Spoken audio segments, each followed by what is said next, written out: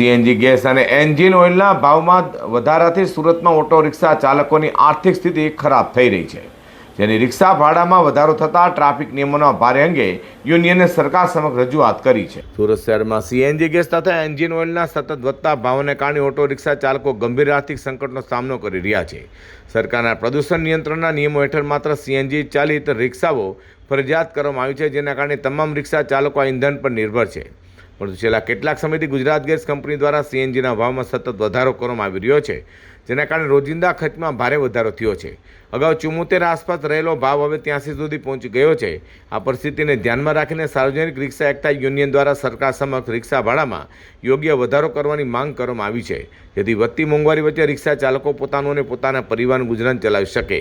સાથે ટ્રાફિક નિયમો અને દંડની કાર્યવાહી વધતા આર્થિક ભાર અંગે પણ ન્યાયસંગત સમાધાનની માંગ ઉઠવામાં આવી છે।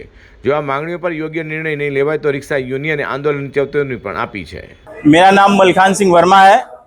मैं सार्वजनिक रिक्शा यूनियन का प्रेसिडेंट हूँ। अभी आने वाले समय में इतनी गैस की महंगाई हो गई है और धीरे धीरे होती जा रही है। इंजन ऑयल इतना डबल भाव हो गया है। खाने पीने की वस्तु महंगी हो रही है, हर चीज महंगी हो रही है, दवा गोली सब महंगा हो रहा है। लेकिन यहाँ रिक्शे का भाड़ा 10 साल से जो चल रहा है वही आज भी चल रहा है। रिक्शा वाले बेचारे अपना घर परिवार चलाएं या फिर अपने बच्चों को फीस देवें या रूम का भाड़ा देवें, क्या क्या करें, माँ बाप की दवा कराएं, क्या क्या करें। 500-600 रुपया मिलता, 500-600 रुपया में क्या होता है।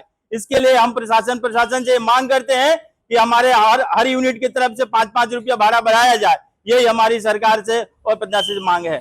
ગેસ અને એન્જિન ઓઇલના વધેલા ભાવ વધારાના વિરોધમાં ઓટો રિક્ષાનું ભાડું વધારી આપવાની માંગ સાથે સાર્વજનિક રિક્ષા એકતા યુનિયન દ્વારા કલેક્ટરને આજરોજ આવેદનપત્ર આપી રજૂઆત કરાઈ છે।